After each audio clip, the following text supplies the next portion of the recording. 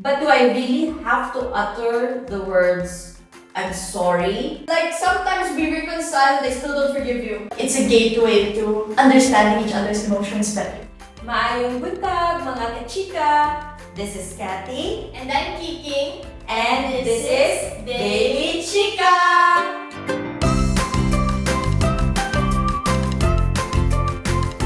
Okay, so this is our second podcast. Yes, this is our second podcast. Today we're going to talk about Apologizing. apology and Yes. apologizing. Yes. So essentially, saying sorry to your teenagers or to your kids. Did I ever apologize to you? About the big things? Big things and little things. Little things when you bump into me, yes. Big things naman. No! So I am that parent that doesn't apologize. Yeah. I don't. I never said sorry. No. No. Oh, okay. It's okay, I understand naman. Yeah, today you're going to understand. I'm going to be very defensive now and explain to you why Filipino parents don't apologize to their kids. So this is real talk. Yeah. Okay, so as much as we want to be the ideal parent, as much as we want to be the ideal parent, we are operating within the context of our own culture. Yes. So for those listeners or viewers right now, it's usually common for Filipino parents to not say sorry to their kids. Yes.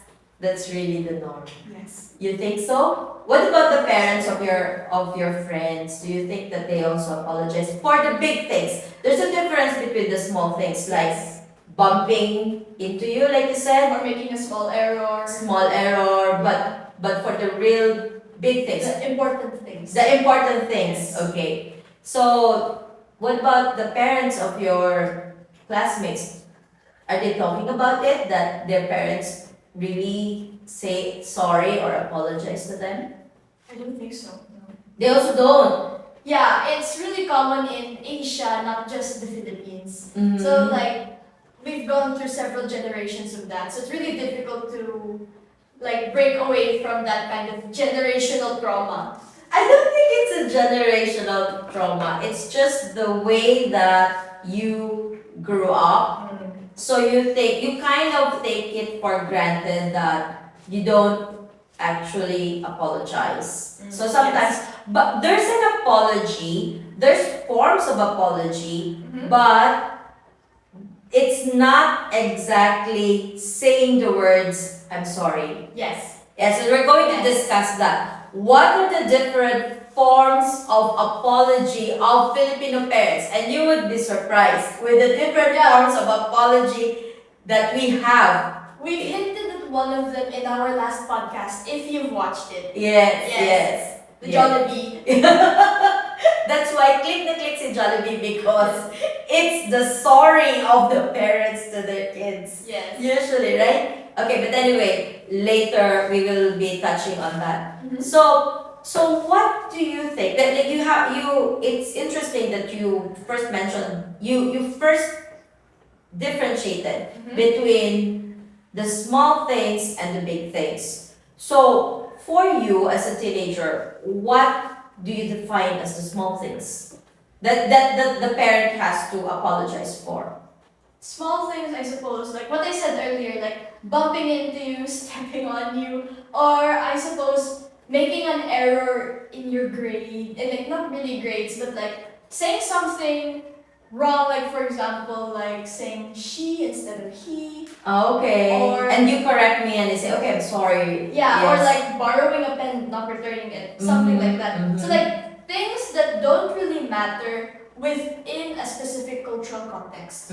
However, the big things on the other hand are the things that define your relationship with your parent. So for example, things like you've hurt your child's feelings and you don't apologize. So it's something like that. Oh, okay. So you see, I've hurt her feelings and I didn't apologize. there are forms of apology. There are other forms Yes. of apology, but it's not exactly sitting down and saying, I'm sorry. It's not the It's not Western that. kind. It's Yes. not the Western kind of Yes. apology wherein you really seek out the aggrieved person and you really say, I'm sorry. So it's different. It's yes, we're going to tackle that. Okay, from the point of view of parents, because this is actually like, it never really crossed my mind. Actually, I'm shocked, and it's good that we're having this conversation because it never crossed my mind that on your end, on your side of the fence, I never actually apologized. Yeah. Right? Yeah. Right? And as a teenager, do you think, how does that matter within our relationship? Not saying sorry for big things. You want me to be honest or you want me to be kind? I want you to be real. Real? Yeah, real. Are you sure? Yes, how does that matter within the relationship? Bring it on, oh come on, bring it on. Okay. I'm sure a lot of parents can also relate to this situation wherein you just take it for granted that you never really said I'm sorry. You never uttered the word I'm sorry. So how does it matter, or do you think I should phrase it more properly? How does it affect a parent and child relationship? Well, Between the both of us, okay? within the... Be real. Yeah, okay. I'll try not to hurt your feelings. It's okay. It's Yeah. okay. But, like, let's just go straight from the progression level, from the heat of the moment, and then towards the future that happens after you don't apologize. Okay. So within the heat of the moment, if a parent walks away without apologizing, it feels like there's a lot that's left unsaid. So there's a lot of tension that isn't dissipated. So for example, if you and your kid get into an argument, you and your teenager get into an argument, and you know that the teenager is right, and the teenager knows that he's right, and you don't apologize, you're not admitting that the teenager has a say in the matter. That's what it feels like. So like, even if you do a form of apology within the future, to the teenager, it feels like you are still the authority even if you're wrong. Yes, exactly. Correct. Yes. Correct. I can actually relate to that because my parents never apologized to me as well. So you see, Yeah. It's Yeah. generations. both parents never apologized to me as well, even if I'm correct, and very rarely even on the small things. So that's how I was brought up. No direct apology from my parents. So I guess I have taken that in and I just took it for granted that because that's what I saw, then I took it for granted that I don't actually need to apologize. Or I apologized but just did not utter the words I'm sorry. So how important is uttering I'm sorry? Because we have different forms of apology, like we mentioned earlier in our Filipino culture. There are other forms of apology. Parents do apologize. I mean, like I do apologize because otherwise there would really be that tension. Yes. There's that communication gap, communication break in the communication if there was no form of reconciliation after a conflict. Yes. Would you agree to that? Yes. Yeah, so there's a form of apology. But how important is it to a teenager that parents actually utter the words, I'm sorry? How important is it on a scale of 1 to 10? How important is it? On a scale of 1 to 10, I would say a little higher than a 5. So 6. Something 6, 5.5, something like that. Okay. Yes. Very, very accurate. Very, very specific. 5.5 or 6? 6. So it's not really, it's not a game changer. It's not a defining moment, but it does define how much you trust your parent and how much you're willing to listen to them. Why does it translate to trusting the parent? I'm sorry, but generally, an apology, any form of apology is accepted by the child usually, right? So that's okay because there are other forms of apology. Then saying the words "I'm sorry" kind of is less important then. However, if you do say "I'm sorry," the child, it feels like you are admitting that you are at fault and that we have a say in our own lives. That we have that freedom, that we have that authority to say you're wrong and I'm right and we both know it. What is important? What do you think is more important there? The fact that we're acknowledging that you are correct, or the fact that we are acknowledging that we are wrong? Because there are certain phrases which we will discuss later in the Filipino culture wherein we do apologize but we deflect. Yes. So there's a deflection going on. So is it the same? Does it work hand in hand that I'm sorry but, or is it just I'm sorry? Because in the Filipino culture, it's like this. When parents sometimes apologize in the Filipino culture, we say, for example, sorry na good, pero ikaw mang good. Yeah, that's deflection. Yes, Right? You apologize, but you actually deflected. And you actually made your child the one in the wrong. You specifically you set the tone that it's not really setting the tone, but it's actually you deflected from your own fault to now bringing it more towards the child's fault. So sorry na good, but there's the apology. The actual word of sorry, it was actually stated. Sorry na good, pero ikaw mong good, maldita mong good kayo ka. Basta mong good oy, kung dili pa yung kay ka maldita, dili ko masuko. Okay, yeah. Right? Yeah. So how important is it? How important is it to a teenager that it stops with I'm sorry and it's my fault, and then does not deflect? Or does it go both ways? Can you understand what I'm trying to say? Yeah.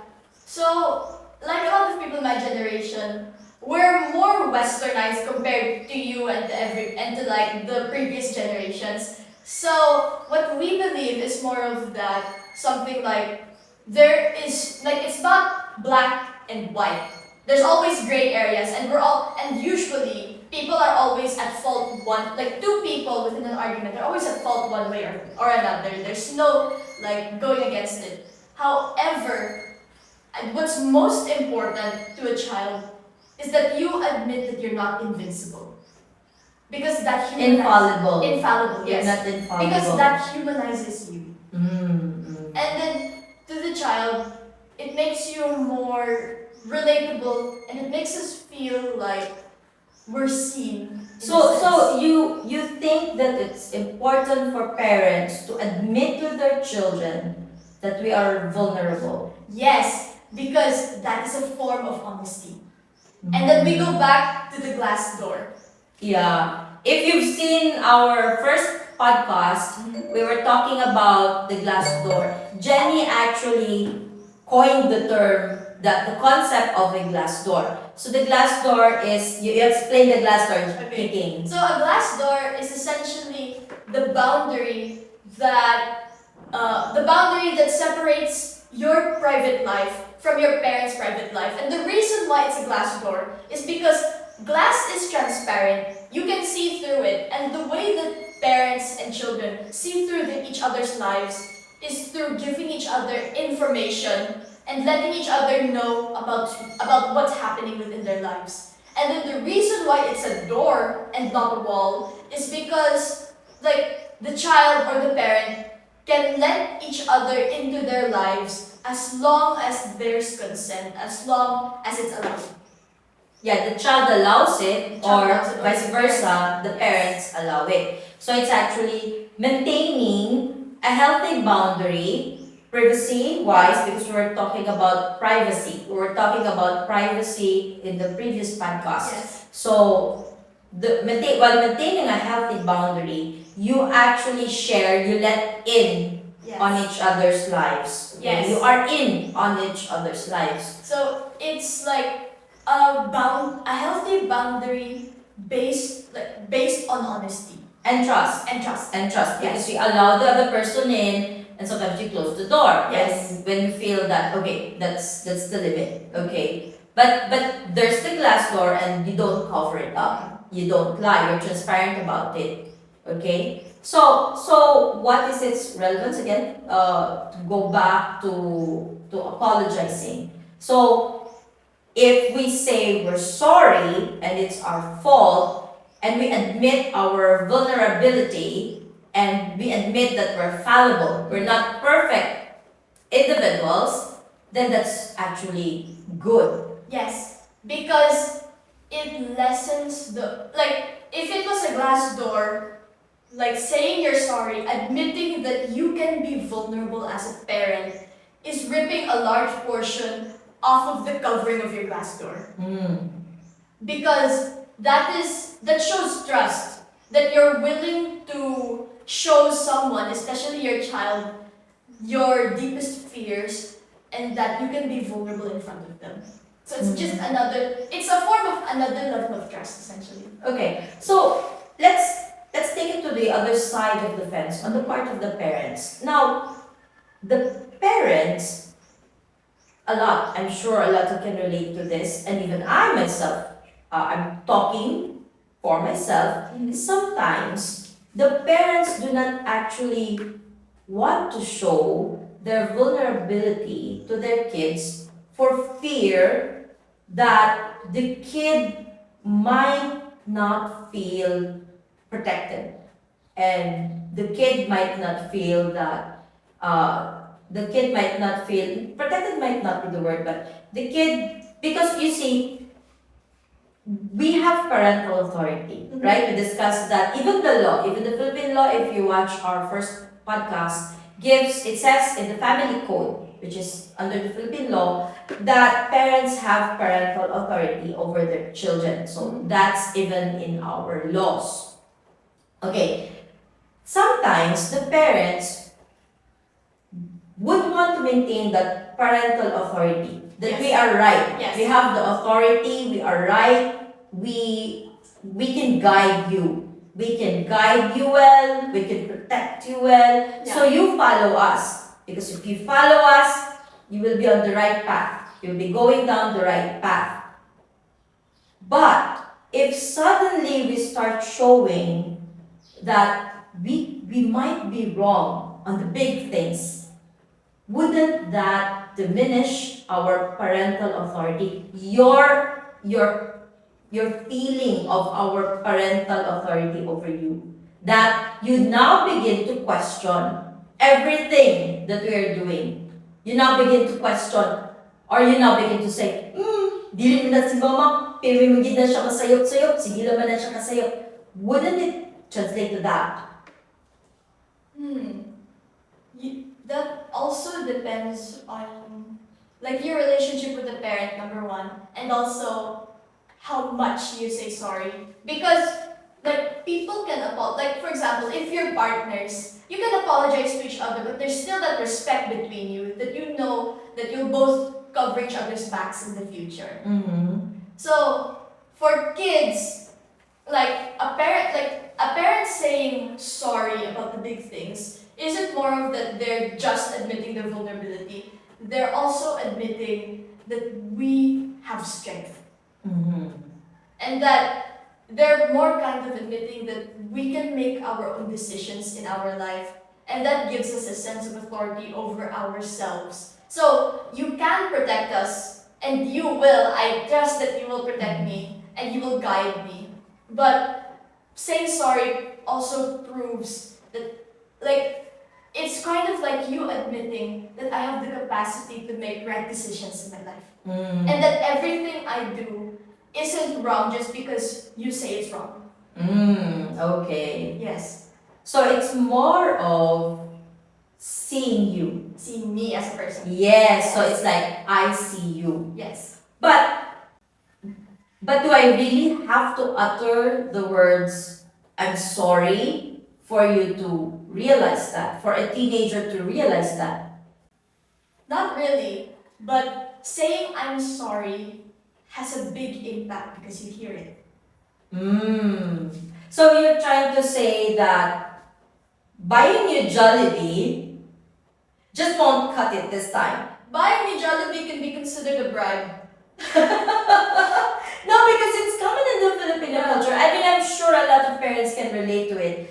That when they know that it was their fault, the drama was over. First, there was quarrel, and there was, conflict, and there was drama, and then both walk off. Diba? It's usually that. That is usually the case. Walk off, and then dead silence. Right? That's usually the case. Dead silence, and then the mom starts cooking the favorite foods of the child. Or starts ordering or buying the favorite food of the child. It's usually at the end of the day or the next day. Yes. Usually, if the drama, the conflict happened in the morning, by evening there's silence, and then by evening, whatever is the favorite food of the child, sigurado na siya na siya din ha. And then the mama will say, "Uy, nagpalit ba yung kong Jollibee?" Assuming that the favorite food is Jollibee. "Uy, gipalitan ba yan ako kag Jollibee? O, dali na akong kaon na."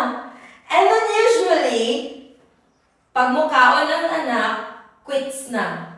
Yeah. Correct? Yes. Pag mukaon ng anak, quits na. That means there's already reconciliation.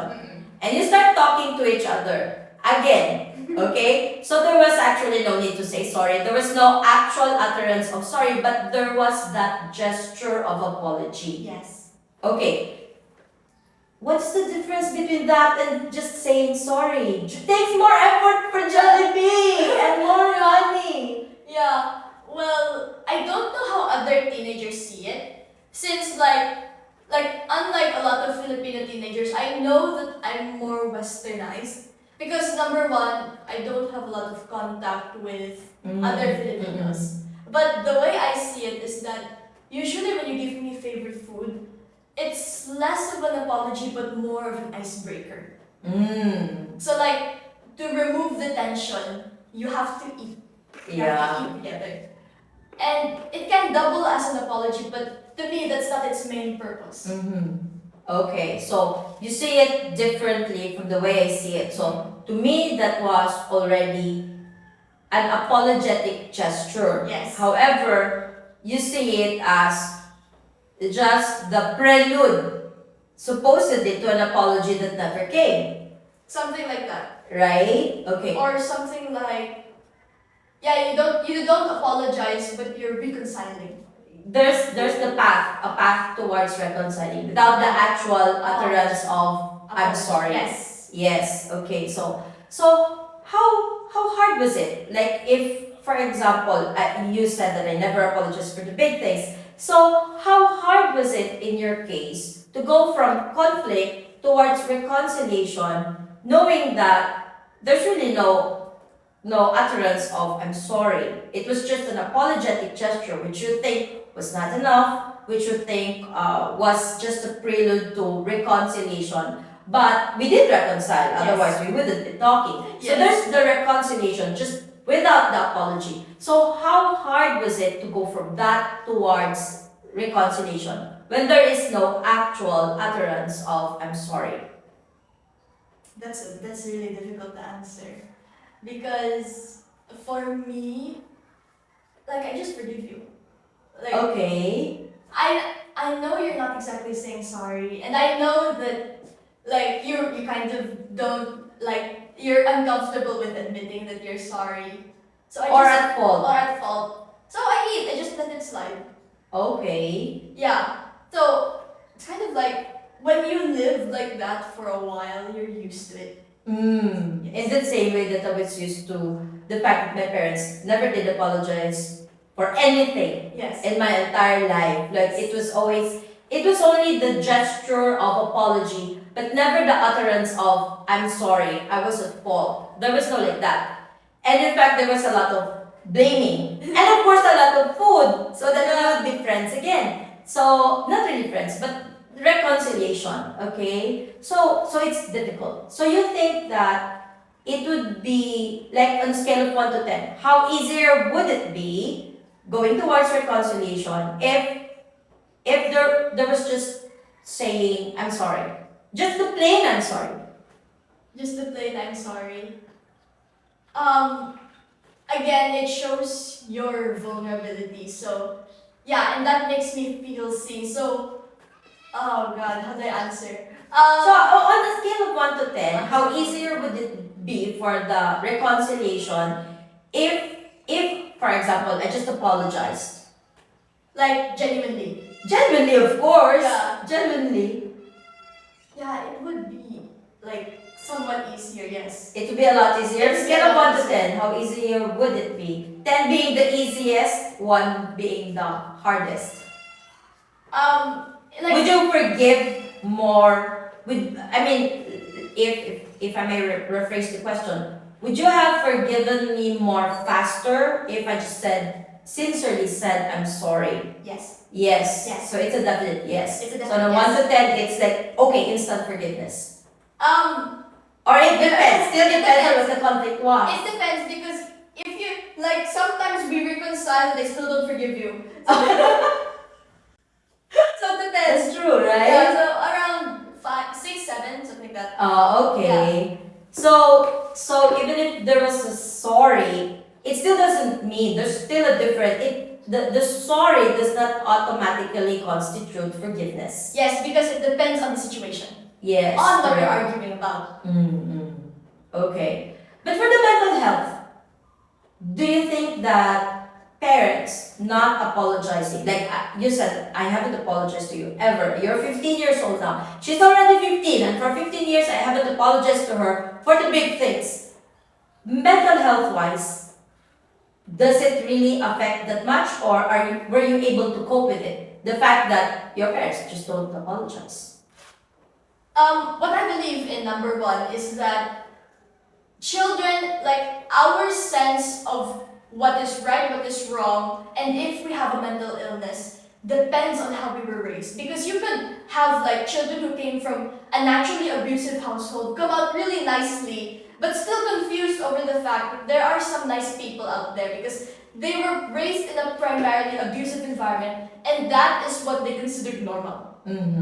So for me, like, for my mental health, if you started apologizing now, there would be cracks that would fill. But since I'm much more used to you, like, not exactly always apologizing. You said never. I Yeah. never apologize. Yeah, but there are forms of apology. Yes, there are forms of apology, but not the utterance of I'm sorry. It wouldn't really matter for someone my age anymore. But for small children, it would completely reframe how they think compared to someone who's my age. So for example, you apologize to a 6-year-old because you yelled at them, but unfortunately you're wrong. Then to the 6-year-old, that's saying that, hey, it's okay to apologize. It's okay to admit that you're at fault for something, and that creates a bond, a stronger bond, and it's much less difficult to reconcile with your parent later on in life. Okay. So how about for the teenagers? You were saying it's different for little kids and you as a teenager. So what's the difference now that you're a teenager? You're able to process more, cope with it more? It's more of the fact that I'm more aware that you are apologizing every time you bring me food. Okay. So Yes. you already know the tactics. I know the tactics. Yes, you know the tactics. So as you grow older, you know what's coming next. Yes. Okay. So when she brings food, then she's saying sorry, and we're going to go down the path of reconciliation already. Okay. So what do you think would happen if, for example, I continue to not apologize? It's good that we're discussing this right now because I never really realized and looked at it from your end about this apologizing thing, utterance of I'm sorry. But just for example, we did have this conversation, didn't have this podcast, we never talked about this, and I continue to not apologize. And what do you see in the future? And in the future of our relationship? If you continue to not apologize, Yes. I suppose like things wouldn't really change. So they'd be the same. Yeah, we're the same. So I'd continue to do the apologetic gestures. Yes. Just the apologetic gestures. And do you think that's good or that's okay? Well, the thing that I've noticed about myself now that I'm growing older is that I am starting to get your habit of not apologizing. If you haven't noticed, I don't really apologize to you anymore after a conflict. Yes. So there is that. So if parents continue to not apologize, their children will go on the road of not apologizing as well. And So it's going to be from one generation To passed to another. the next Yes. generation. That's correct. Yes. Yeah. And also, like, if you think about it, if the kid like goes international and goes to another country, they'll have difficulty making friends and connections because we don't apologize. We don't naturally admit we're at fault for something, and that makes us seem like we're on top. We think everyone else is below us. Yes. So there's that. Okay.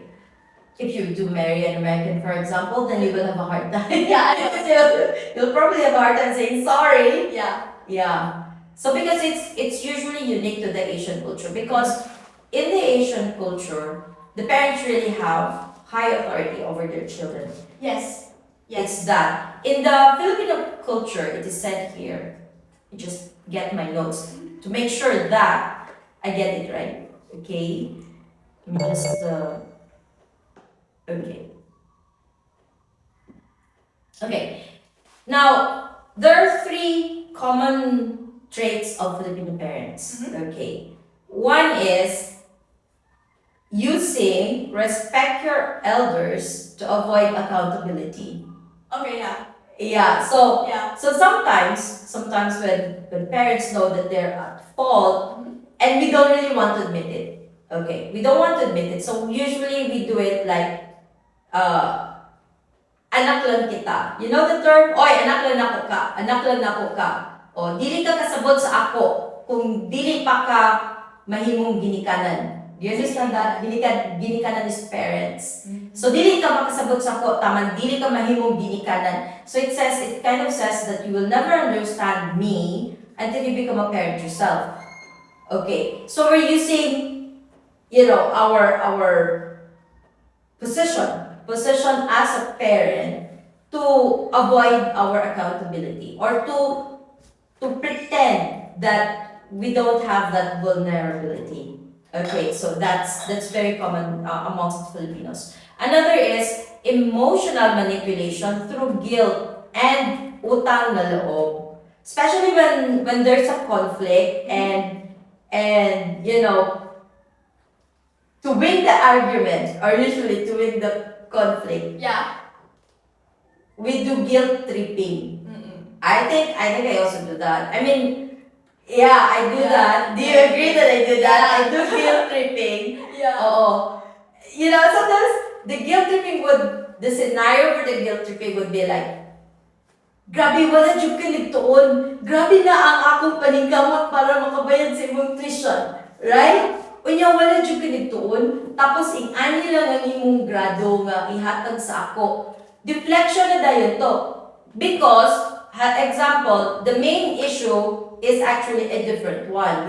O, gigamit na dayon ng guilt tripping, right? Can you give an example of how I used guilt tripping on you? On me? Yeah, on you. I don't know, because the way that I forgive like our arguments is forgive and forget. Okay, I so actually you don't harbor, I don't harbor hard feelings. No. Well, that's good to know. Yeah. That's good to know that you forget. Yeah. So even if I don't apologize, she's gonna forget anyway.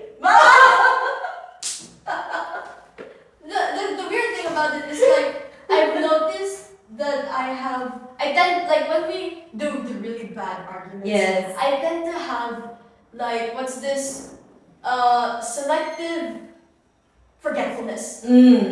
So I forget a majority of what actually occurs in the moment, but I don't forget the lessons. Yeah, that's very important that you don't forget the lessons, because it is the lessons that will make you improve. Yeah. In your relationship, in your life, in your decision making, in all the aspects of it. But it's good that you don't harbor hatred. No. Because not all kids do that. In fact, not all adults can do that. That they don't harbor hatred and they don't harbor anger, angst. Right? So that's a very mature thing to do. But on the other hand, sometimes it makes me feel like I don't have a spine. Because I can't remember anything. So I can't remember our specific arguments, only what I felt in that moment.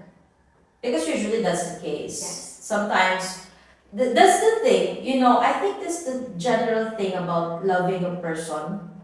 I think, because when you look at it, all people, this is not just for parents and children, but in other relationships, for example, in husband and wife relationship, for example, where you really get into arguments, and because you choose to forgive, you choose to forget, and you choose to remember the good qualities, the good memories of that person, because you would rather protect the relationship rather than dwell on the fault and weaknesses and fallibilities of that other person.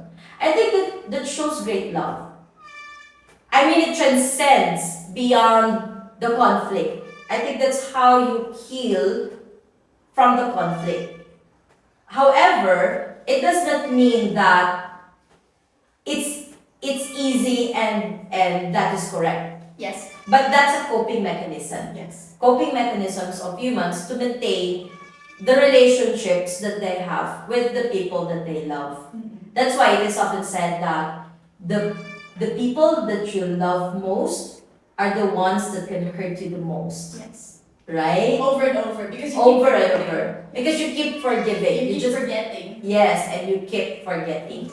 So in a way, so you're now saying that even if you have forgiven, that doesn't mean that you have forgiven and you have forgotten about the initial cause of the conflict. Mm-hmm. But it's like a cloud hanging over you? Or is it, how do you describe it? Like moving on from that. Like, how do I describe? There's that accumulation of the not saying sorry. There's the conflict and there's the accumulation of these things. So of not saying sorry. yes, when I don't say sorry.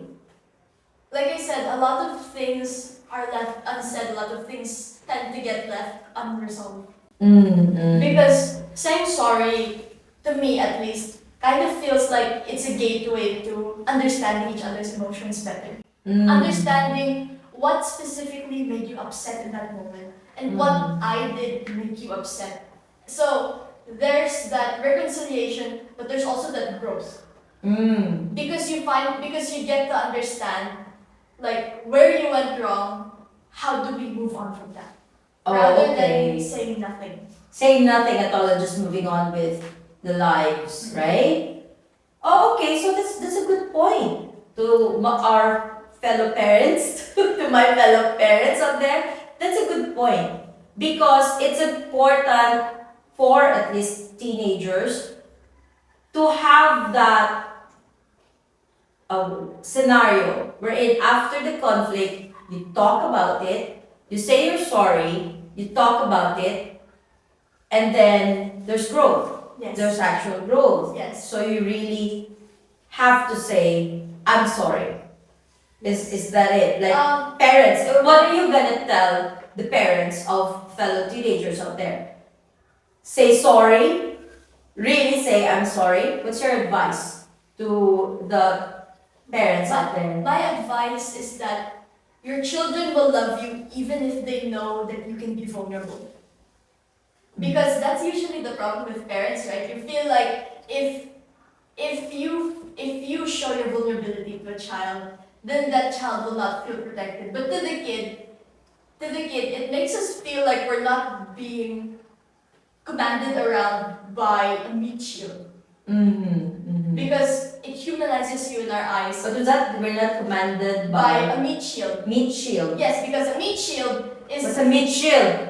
I don't know. Parents, who knows what a meat shield is? Meat, carne shield. Yeah? It's a meat shield. usually in Is that a term? Yeah, it's a term. It's a term in your generation? Yeah. So We never had that term. Meat like carne meat, MEAT, meat. no, the idea of a meat shield is essentially taking a hostage. Oh, But okay. like the way I'm saying meat shield is different, but the term meat shield comes from people taking hostages and then throwing them, like pushing them over their bodies in order to protect from attacks. I see that from movies all the time. Yeah, that's called the meat shield. Meat shield. Hostages okay. are meat shields. Okay. Because nobody will touch an innocent. Yes. Nobody will touch an innocent person. An innocent person is meat. So meat shield. Okay, meat shield. Yeah. So the way that I'm saying meat shield though is like you are protecting me. So you're my meat shield. Yes. But you're also commanding me around. Yes. Yes, exactly. So it makes you feel like when you apologize to me, it makes you feel more than like not exactly an object, but an entity. That Makes you has feel power seen. over me. Yes, it makes me feel seen. It makes you feel human. Yeah. Yes. Okay. Yes. So sometimes you don't feel human. No, sometimes you don't feel human. Oh. Sometimes, from your point of view, I'm not human. I'm not being humane. You're not being human. Yes. Oh. Because to me, you're not showing me anything to prove that you're humane. Because to me, humaneness is being able to be vulnerable, being able to show emotion. Yeah. Okay, so that brings us to another type of parenting because I did a little bit of research just to know what type of parenting I am. Although I must admit that I had a different idea. Really? Yeah, I thought that I was a different kind of parent, and then you just told me that I never did apologize to you. That's really, So, yeah. What did you think you were? Just like really quickly. Really quickly, Yeah. I thought I was doing okay in the apology front. Like, our relationship is good. Like, it's great, like compared to other people. Yes. But the apology part, not. Yeah, I know. So that's a good thing that we're talking about it because my perception was that I was actually doing good in that area. And because to me, I say sorry all the time. Yeah. Like when I do something wrong and do like I didn't realize that these were just apologies for the little things, but never for the conflict. Yeah, I because shied away from saying I'm sorry for the big conflicts. big conflicts, and these are supposedly the things that matter to you. Yes. And I failed in that. Another part of that, I think, is because we don't really argue a lot. Like, we don't argue genuinely a lot to the point that it would define our relationship. So, you're right in saying that you say sorry a lot, but the sorries that you usually say are for the little things. Yes. But yeah, that's a good point because it's not really drama like a lot of drama because I understand that in some Filipino households their cases might be a little different because there's always drama and there's always conflict. But with us, it's more of just talking, and if ever there are, but the conflicts that we have are really interesting conflicts, right? Because I think a part of that stems from the fact that we allow you to talk about it, to say what you think, although in a very limited scope. Yes. And there are protocols that you have to follow whenever we are in conflict. Yes. And this is very important that I want to share with fellow parents out there, which might not work for other parents or other families, but so far it has worked with us. And I don't know if you agree with this, Jenny, but in our house, Jenny can say what she wants to say. She can say her opinion. We allow her to express herself. But, and this is a big but, she is never allowed to shout at us, to raise her voice at us, to curse us, and never allowed to throw a tantrum. So that has been going on since she was small until now that she's a teenager. I agree. Yes. Yes. So we keep on whenever there's conflicting ideas or there's conflicting dialogue between any of us, because we're like a triangle. We're me and her dad and Kiking here. So it's like a triangle. So whenever we don't agree, what usually happens is that Jen is gonna start, I think it's normal that she will raise her voice a little bit to be heard above the caucus, and then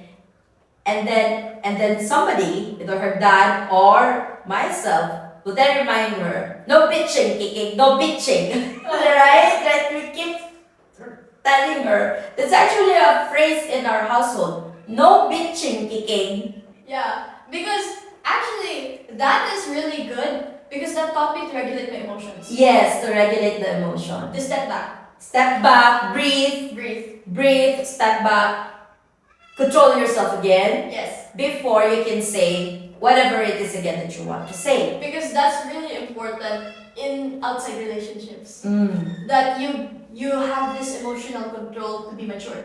Yes, that's true. So Jenny never yells at us. No, you don't. You haven't. You can. I can. You can. Even as a child, I can. Yeah, even as a child, she cannot yell at us. She never yelled at us. She would only yell at us to get our attention, but not really yell at us because she's angry at us. Mm-hmm. She's not allowed to do that. So I think that's non-negotiable for us. Yeah. For me, and you know it. That's non-negotiable for me and Dad. That level of respect has to be maintained. Yes. Yeah. Of course. Like that's also how I raise my kids. So yeah, there has to be that level of respect, but there also has to be that sense of knowing that you both can be vulnerable with each other when it counts. Yes. Now I agree with her actually. And I'm probably gonna change myself after this podcast. And it's good that we're having this podcast because we're really talking about this. I never realized that. And it kind of shocked me for a bit. And I said, what? I don't apologize for the big things. That's a big realization on me, on my part. But anyway, there's a comparison between authoritative and authoritarian. Authoritative and authoritarian parenting. And there's even one. There's permissive parenting. So there's authoritative parenting, authoritarian parenting, and then there's permissive parenting. So what are the differences between the three? Okay. Well, on the ends of the spectrum, there's the authoritarian. Okay. One from one end, and on the other end is the permissive. Yes. Authoritarian is you're really the boss. The parents are really the boss. Permissive is that, okay, we will just allow you to do whatever you want. And then in the middle is the authoritative. So to compare, at least authoritative and authoritarian. So authoritative is, the rules are clear with explanations. So authoritative is the middle, yes? The middle ground, okay. Yes, the middle ground. Yes. So there are rules within the household and these are clearly set and explained to the child. Yes. Authoritarian is strict and they don't even have to explain themselves. Respect your elders. Respect your elders, kind of. So for example, the conflict would be like about going out. The authoritative parents would say, don't go out because it's dangerous outside. Don't go out because you know that you have a curfew and you're going to break your curfew. Don't go out because it's a school night and you know that you shouldn't be staying out late on a school night, otherwise you will have a hard time waking up the next morning. So that's the authoritative parenting. Authoritarian is, don't go out, kay akong giingon, di ka pwede mo gawas. Okay. So that's the difference. So authoritative and authoritarian. In communication, authoritative parenting, there's a two-way dialogue. So you're allowed to talk back. Okay. You're allowed to talk back, and it's not seen as an insult when you talk back. Because in some parenting styles, to even talk back is an offense to the parent. So, diba, there are some kinds of talkbacks where you yell at each other. So, where is the line between okay talk back and okay you can't do this anymore talk back?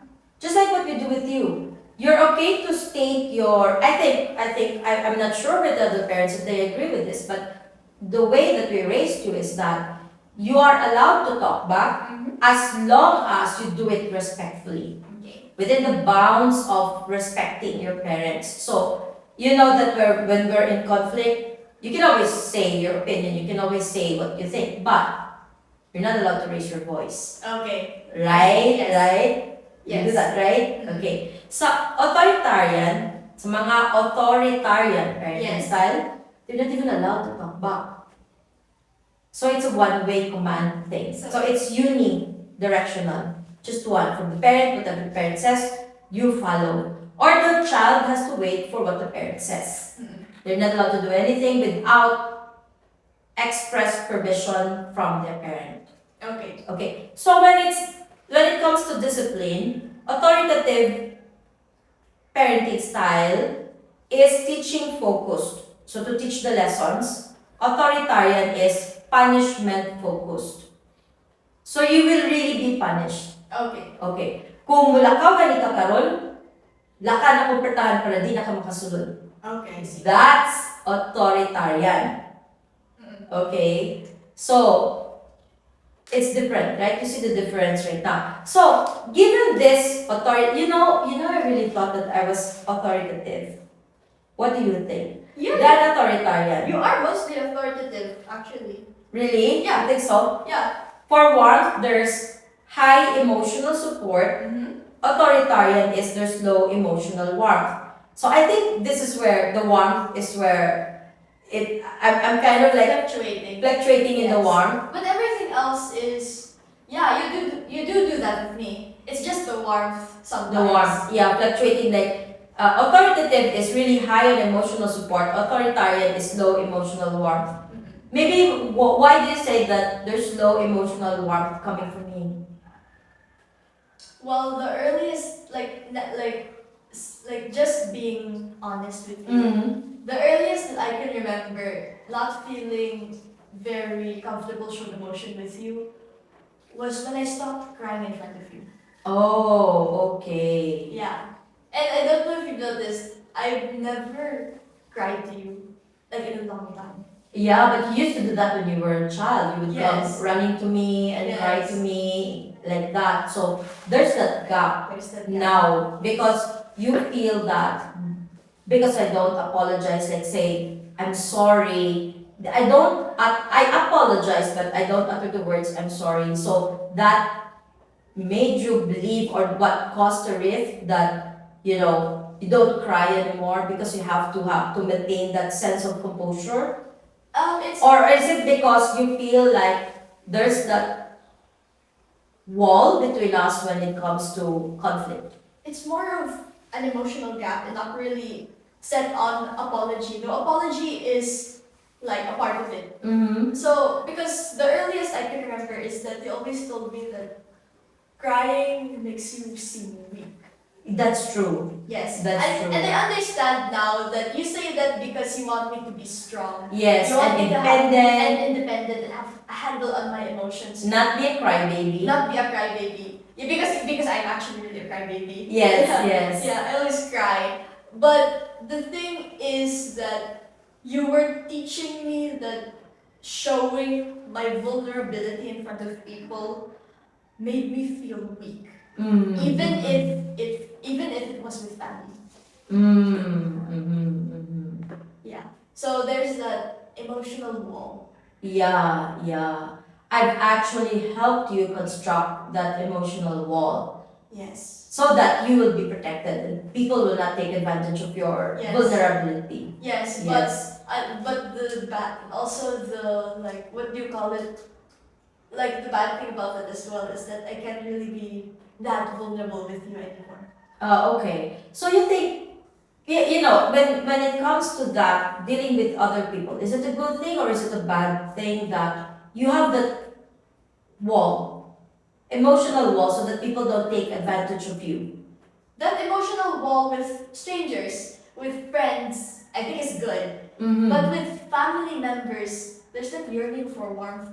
Okay. And if you can't get that warmth, then there's that rift between you. Oh, I should hug you. Oh, I'm so sorry. Okay. I didn't realize that. I'm so sorry. I'm so sorry. Okay lang pala naging Yeah, because this is a defining moment, you know. I mean, this is the first time that we actually talked about this. Yeah, I should be saying I'm sorry more often, especially when I'm at fault. And it's easy for parents to not see that we are at fault. But I think even in the little things, there are a lot of day-to-day things that happen wherein parents are really at fault and just doesn't recognize it or just takes it for granted that the child will not mind that we did not say sorry. Right? Right? This is good. This is good. You learn from us, our viewers, right? So there. Breathe in, breathe out, because we have to control our emotions. And I'm not even sure if that's a good thing or a bad thing, that our ability to control our emotions. Perhaps on a professional level, that's something that should be, that's something that should be developed. Otherwise, you would be crying in the middle of a meeting. Yeah. Or throwing a tantrum in the middle of a meeting. Like somebody I know who left a chat group because she was offended. And she was put back. That's the funny thing. Yeah. So having emotional control is good. It's good, yes. It's good. But at least outside of family. But the greatest lesson, I think, the life-changing lesson that I think came out from this episode 2 of our podcast, the greatest lesson is that we shouldn't we shouldn't bring that into the family life. Yes. I mean, the things, there's a separate thing. I mean, we should be able to, at least parents should be able to train their children to take control of their emotions, but within the bounds of the home, at least they can be vulnerable. Because the home is a safe space. Yes, correct. That's a good thing because the home is the safe space. Yes. Right? That's a good one, parents, because the home is the safe space. So you can teach your child, learn to control your emotions for your friends. Kick people who you don't like. Yeah, kick people who did not kick people, but kick people you don't like. Kick your bullies. Kick your bullies, fight back. Fight back. Yes. But within the confines of the home, don't be a bitch. Yeah. No, but within the confines of the home, if you feel it, you have to cry. It's okay to cry. It's okay, yes. Because that's the safe space. Yes. It's okay to be vulnerable with your child because you're supposed to be human. Yes. Right? Yes. You may be a parent, but you're supposed to be human. Yes. Right? Yes. Right? Yeah, that's the point given. Yeah. Yeah. But would that work for little kids? I don't think it's gonna work for small children. What do you think? The thing with small children is that they don't understand these cultural references yet. So if you begin their lives by apologizing and admitting you're wrong in the big things, then they will grow up like apologizing for the big things as well and being humble. And not like when they talk to other people, it won't make them seem like they're above you because they don't apologize. So the way that I see with little children is that if you begin with apologizing, like when they're like really small, then it helps frame their viewpoint from the get-go. Right. So yeah, there's more. I'm not sure if you would say there's more warmth there because it depends on the family, but it will make them feel like it's okay to apologize when they're older. No matter what happens, those like what you said, those first few years of a child, no matter like the first few years of a child, whatever you teach them, they will Assimilate into the very deepest parts of their being. So if you begin with saying, I'm sorry, like if you begin their lives by saying like, I'm sorry is for the big things, then yeah, that'll make them feel like it's okay. It's okay to say sorry because they say sorry, like, and it's normal. It's human. Right. So that becomes their norm. So it's not necessarily a point of healing. It's a point of growth. Okay. So that's good. That's good. Okay. Yes. So we also have here. Let me just check here.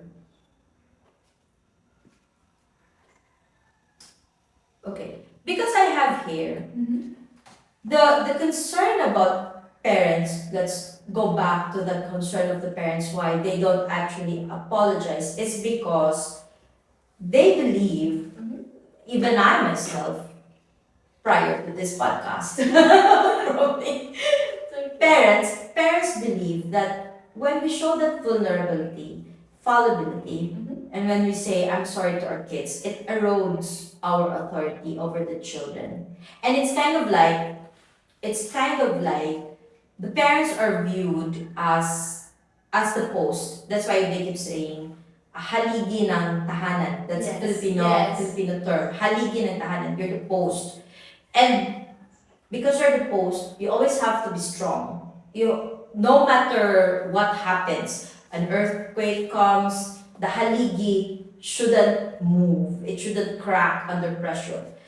If there's a storm coming in, then the haligi should be strong enough to keep the entire family protected. So there's that. So it says here, the fear that apologizing erodes authority appears to be more of a cultural belief rather than a research-backed reality. So actually, parents who are watching our podcast, hindi na podcast, our podcast, there are already research being conducted on this, that on this Yes. conflicting parental style, not really like the Filipino parental style where we don't say sorry. It's usually it's usually Western, scientists who do that, because like we Asians, we Easterners, we feel very uncomfortable with the idea of going against culture. Okay. So there's studies. There's one from 2025. It's a multi-method, multi-phase investigation published in the Journal of Research on Adolescents, examined whether parents should apologize to their adolescents to mend their parent-adolescent relationship. So this is when there's really a bad relationship already between the parents. Okay. And this is one of the most recent studies specifically addressing the concern, what actually undermines parental authority. So there was a research done if parents should be apologizing to their adolescent kids, teenagers.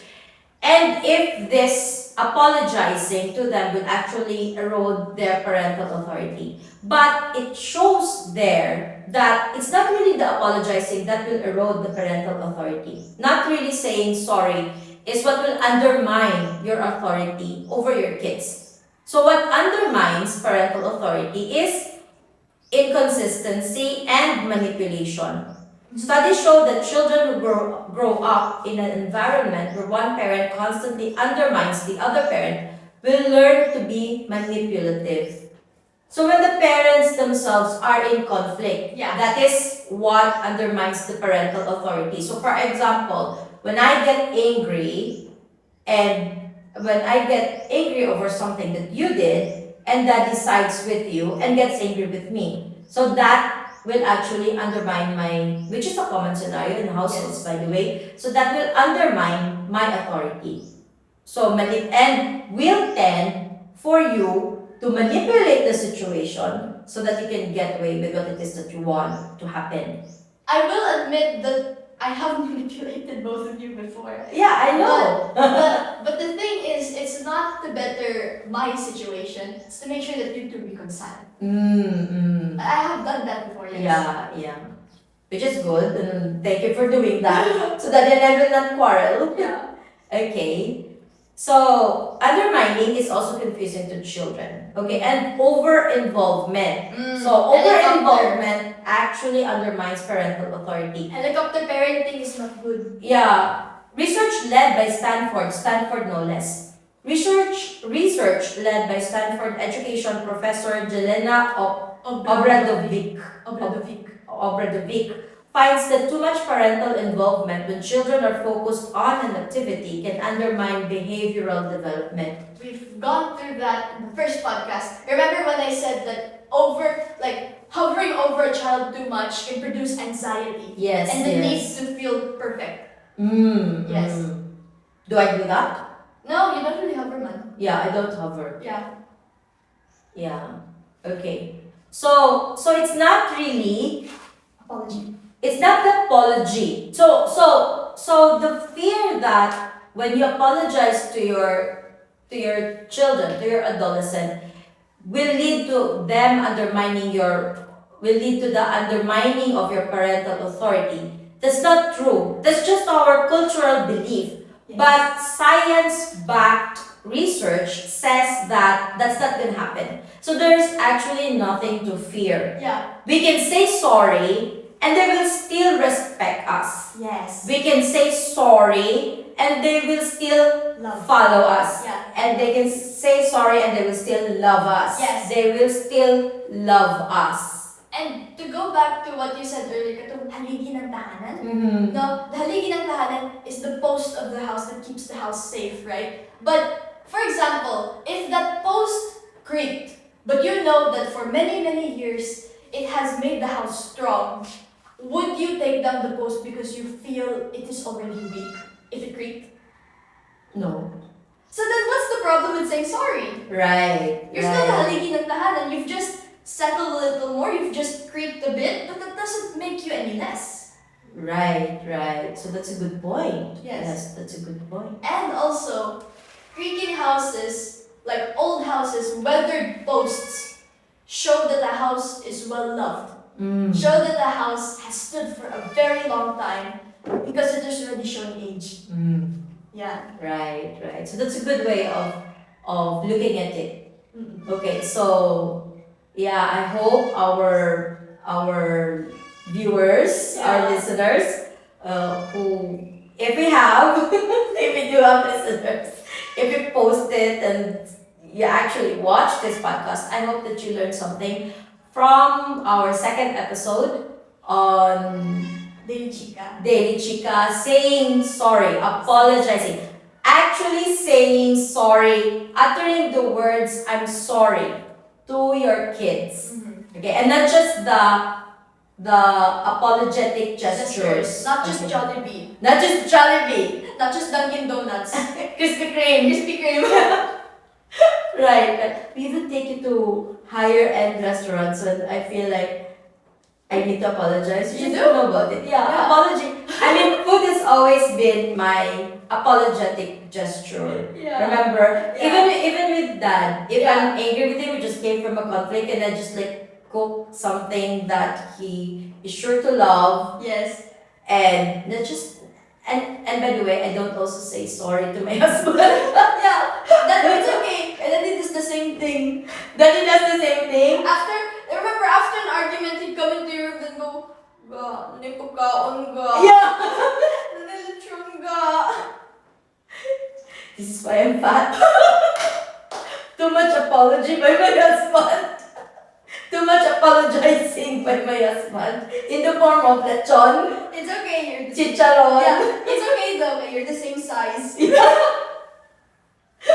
Okay, so anyway, we hope you've learned a lot from us today. I myself have learned a lot from my daughter today, and I'm sure I will be apologizing, uttering the words "I'm sorry" more frequently from now on, moving forward. Yes, so thank you so much for another episode that you've stayed with us. This is Kathy. And I'm Kiking. And this is Daily Chica.